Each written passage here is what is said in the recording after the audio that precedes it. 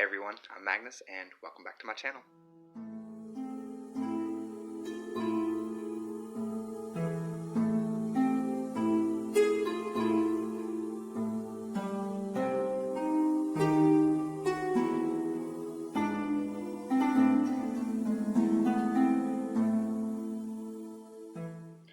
Alright, well let's go ahead and get started with today's video. So as you can tell by the title, I decided to do a video on types of magic. So even though I'm not really going to be getting into spell work and stuff, right away with my videos, I still think it's really, I would say, kind of vital in a way to understand the different types of magical workings out there. So whenever you start evolving and growing within your practice, you can see the different types and you can actually be drawn to certain forms or types, whichever ones kind of, you connect with more or whatnot. Now, the ones I'm going to list are just some that I kind of know of personally or I've worked with. Some of them I may not have officially used these terms or whatnot, but I still, I definitely have incorporated them in some way or another in my personal practice. But anyway, let's just go ahead and get started. I don't want to sit here and keep rambling on about why I have these or which ones I have and whatnot. Let's just get started with it. So the first type of magic I want to discuss is sympathetic magic. Sympathetic magic is basically representational magic. It means you're taking an item, using it as a magical tool to represent your intent, whether that intent affects a person, an item, a space, situation, whatever. You're using your this magical tool here, this item, to represent that, whatever your intent is. So if you're trying to do a healing or something like that for someone, you may have an effigy doll or something to represent that person, and you may put herbs for healing or stones or crystals for healing inside of it, or you may use, they have these little sewing needles with colored plastic tips on the end of them. You can use colored tips for healing and push those needles into the area that that person's having a medical issue, and that can represent the healing for that person in that area. And you can apply that same method to like a situation or an item or whatnot, whether it's trying to win a court case or get a job or something. There's all sorts of types of sympathetic magic to work with to do that. With that, I want to talk about this next magic, which to me it's the same thing.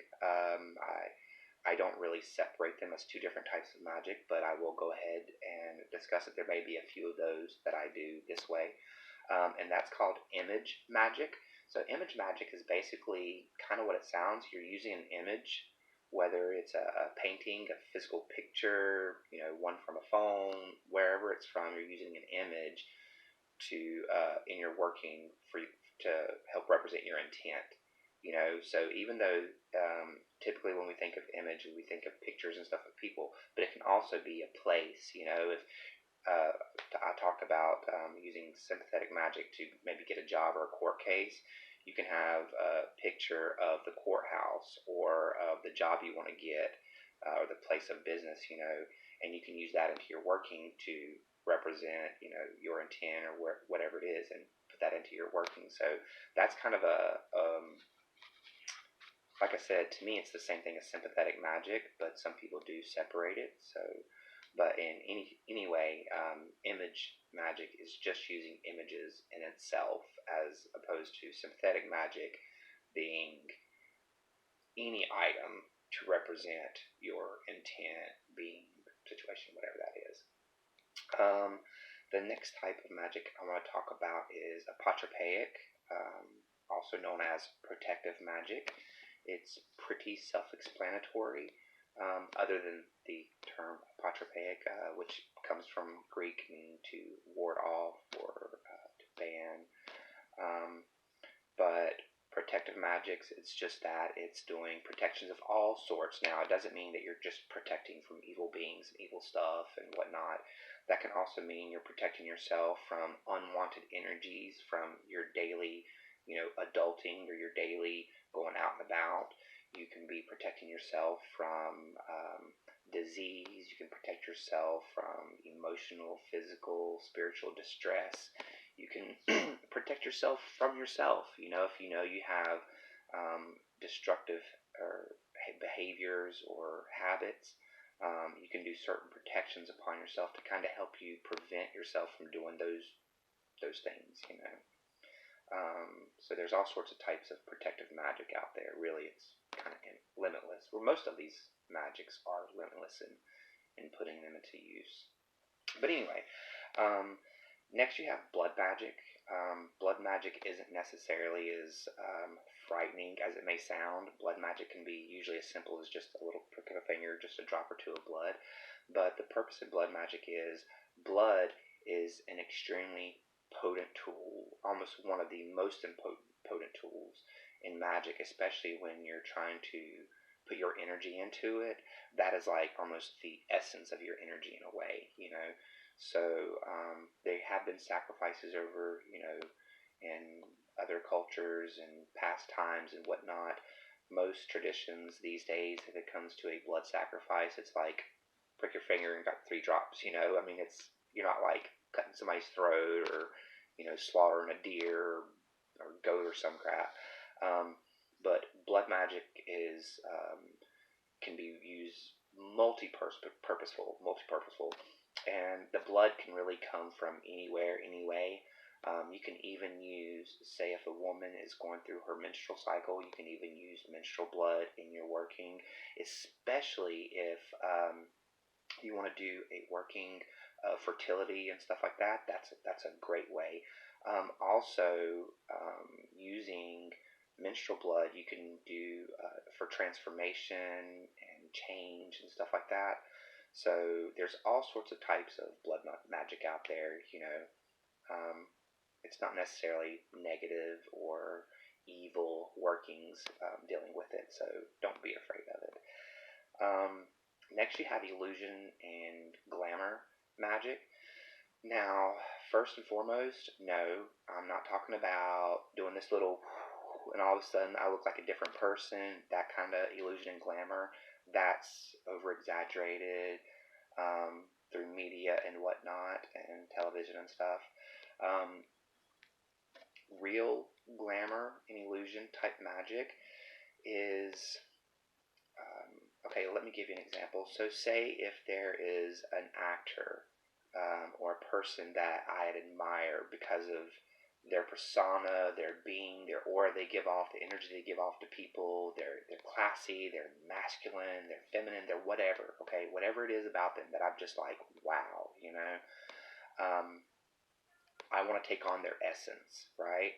So what I would do is I would do an illusion or a glamour spell on myself in order to take on those aspects. So even though nothing about myself physically changed, people's perception, people's looks of me, like the way they see me, would seem different. So they may be like, oh, well, you did something with your hair. Just kidding. But you know what I'm saying? I'm like, or oh, hey, your skin looks great today. Wow, did you do something different? Or they would notice these things differently about you, or you would just get more attention when you're just out and about in your daily life, doing things.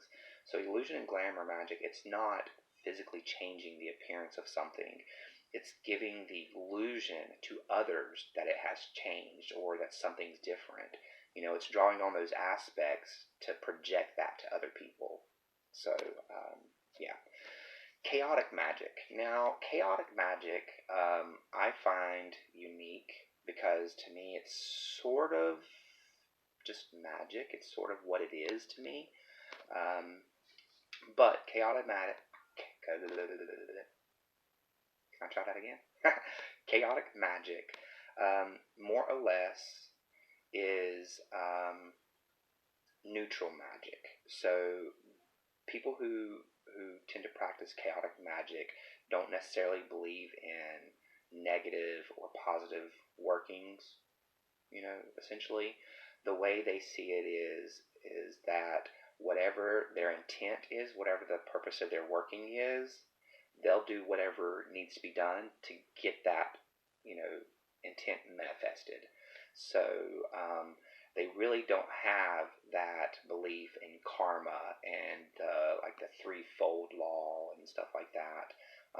Chaotic magic is one, even though it seems chaotic, it's actually very I use the word neutral very often with it because it is neutral. They're not like evil, they're not good and light and all this. They're just people doing their practice, and if somebody pisses them off, then you know what, they might go and take a cow's tongue and do a little work in there on it and then shut that person's mouth or whatnot, or they can banish people away, get them, whatever it is,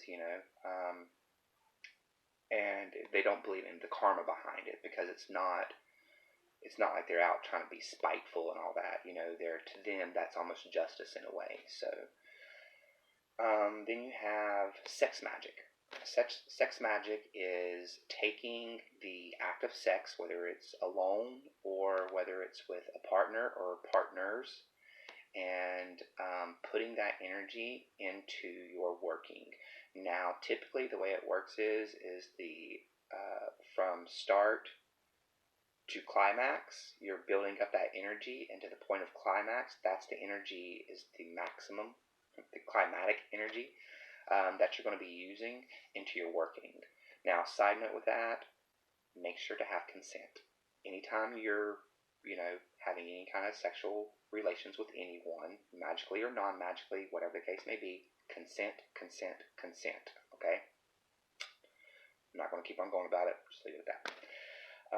Then you have candle magic. Candle magic is wonderful because you can use candle magic for multiple purposes. You can use candle magic for the purpose of the flame, using it for the element of fire. You can use candle magic for the color of the candles that you use. Some people, when they create candles, they put essential oils and stuff in there, so they're embedded with like oils of like lavender or rosemary or whatnot. You can use them for those essential oils in there. You can also take an oil on the outside of it and bathe it in an oil, as long as it's not flammable, because you really don't want to light your candle and have a flammable oil on the outside. That is not going to work. Please, fire safety always. But you can also do the same concept with herbs and stuff. So you can put like a little oil on the outside, and then you can roll it in some dried herbs, and you can have that for a whole another intent other than just using it for the purpose of the flame or the purpose of the color. You can add multiple intents to it by adding the oils, the herbs. You can also carve sigils and symbols and stuff into the side of the candle, and as it burns, it activates those symbols and sigils. So candle magic is very great, very useful in the fact that it's, well, just pretty much like I keep saying about everything.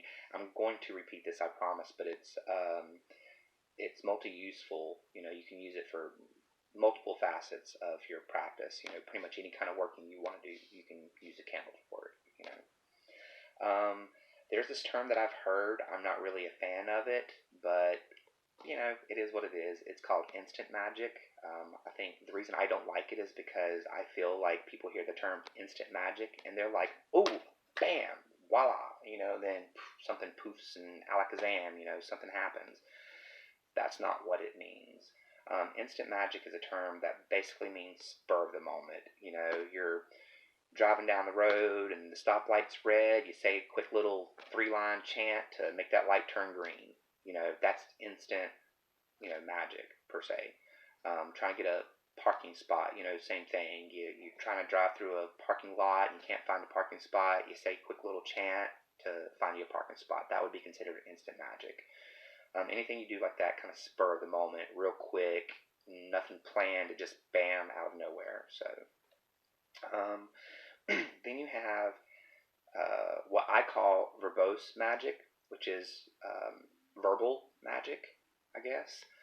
Chants, songs, things like that. Sound contains a lot of energy and a lot of power, I guess you would say. So using chants and your rituals and spells, doing songs and stuff can really be useful. That type of magic is, well, I mean, we speak. The spoken word is powerful in itself. You know, imagine a moment when somebody was speaking to you and they said something and you were like, you know, it just resonated in your soul somehow. Well, that's the power of the spoken word. So put that energy into, you know, your working, you know, with a song or a chant, a poem, you know, whatever it is you may want to say, even if it's just speaking, you know, it's very powerful in your workings. So I say verbose magic. Next would be talismans and amulets. Now, I don't know if that's a style of magic per se, but I kind of make it as its own because you use type of enchantments and stuff like that. There's different ways to imbue talismans and amulets with your purpose or your intent. But it's not only amulets and talismans. You can also do any kind of like charm that you're wearing. You know, whether it's a protective charm, whether it's something, just a symbol that represents something for you, a gift. You know, it can be a purple unicorn on a bracelet, you know, that's plastic and glittery. You know, you can imbue that with your intent. Any kind of charm, talisman, amulet kind of thing. Workings with those, that type of magic. The reason I put it as its own type of magic is because to me it's a little more inconspicuous. It's something that you can carry with you all the time. Most people don't question your jewelry unless they're like, oh, I like that. Where'd you get it from? You know, they're not going to be like, is that magical? You know, most people really don't know what you've done with it or not done with it, you know. So, yeah, I kind of like that, but I don't know if it's really a magic on its own, but I label it as one, you know. Next would be wart cutting. It's just a term that I've heard for it. It's basically working with herbs. I can't speak again. In my video about types of witches, I talked about like green witches and kitchen witches and stuff, and these types of witches, they really like working with herbs, but in the magical working itself, wart cutting, I'm sure there's another term or multiple terms for it, but it's just working with herbs in your working, whatever it is. So it just means that you're out there getting your roots and your herbs and your plants, and you're putting them into your workings. So if it's a particular spell and you're doing a lot of, you know, roots and herbs and stuff, that would be a type of wart cutting. So yeah, you know, it's very versatile. It can be used for pretty much anything and everything. Herbs have a lot of medicinal effects as well. You know, I mean, from a spiritual point of view as well as a scientific point of view. So it's really great, you know, getting into wart cutting. I use that because I know there's another term for it. It's just one that I heard and kind of stuck with me, so I like to use it. But not magic. Not magic is pretty ancient. It's pretty old. It's something that's been done for a very, very long time. You can use a rope, a cord, a ribbon, anything like that. And whatever you have your intent, your purpose that you're trying to achieve, you can do a series of knots, 3, 7, 9, 12, whatever your number is. There are certain magical numbers that have certain representations. Well, most numbers have some kind of representation to it, but there are other ones that have a higher spiritual, I guess, meaning maybe behind it. So you can feel free to look those up and see how you can incorporate that. But what it is basically every time that you tie a knot, that knot is imbued with energy and a purpose and intent. And the more you add those knots to it, the more energy and intent you're adding into this cord, into that working. And so usually the ones I do tend to have 9 knots, but there are a multitude of how many like quantities that you can put in there, the amounts and purposes behind them. But not magic is really useful. And that's another one that can kind of be inconspicuous. You know, you can do it with like little like bracelets and necklaces and stuff. You know, make them out of like hemp or twine or something, and put little knots in them. You know, if it's for yourself or for protection or for abundance or to get a job or whatever the case may be.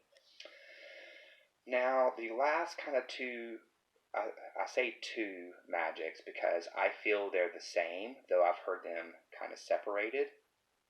So I'm not really sure how to word this, but I'm just going to express them. First is manifestation magic. The reason I don't really like that term is because every magic you do is manifestation magic. Every working you do is manifestation magic, so I'm not really sure why that was a separated kind of magic. Like I've heard there's this manifestation witch. I kind of thought all magic and all practice that we do like that is manifestation in some sort, so that kind of confuses me. But transmutation magic, it's basically changes the physical properties of a being, item, or situation. And so even though that it doesn't have pretty much the same definition as manifestation, but that's what manifestation is. It's changing something. It's making something change through energy. You know, basically you're using energy to create a physical change in the world. You know, that's what magic is. That's what you're using. That's manifestation. You're using that energy around you to manifestate a physical change, a physical reaction into the world. So transmutation does the same concept. So I can say that, in my opinion, manifestation is all kinds of magic. It's what magic is, and manifestation is transmutation magic. But at the same time, transmutation magic is, I believe, a magic all on its own. And the reason I specify that too is because with the definition that I gave about it changing the physical properties of an item, this is a very intense, very high magic type of practice because you're literally changing like the genetic code of this item, being, or whatever it is, you know. So it's really intense, you know, I guess. I don't know a lot of people that work with transmutation magic themselves. I have read quite a bit about it and actually found it very, very fascinating, and do implement some techniques into my personal practice. But anyway, so that is a general list of types of magic, though there is one more I guess I would like to mention. I guess, I don't know why I said it like that, but that's divination. It's not divination magic, it's just divination. Divination is basically, there's so many different techniques, so I'm not going to go into the different techniques, but divination is more or less a way to spiritually find an answer, or to see the future or the past, or to do like a remote viewing kind of session through using like some kind of tools, whether it's tarot cards, pendulums, bone casting set, whatever it is. There's many types of divination out there. But divination can be used in your practice not just to divine the future, divine a situation, but it can also be used to help with a particular ritual you're going to do, or a particular spell or whatnot.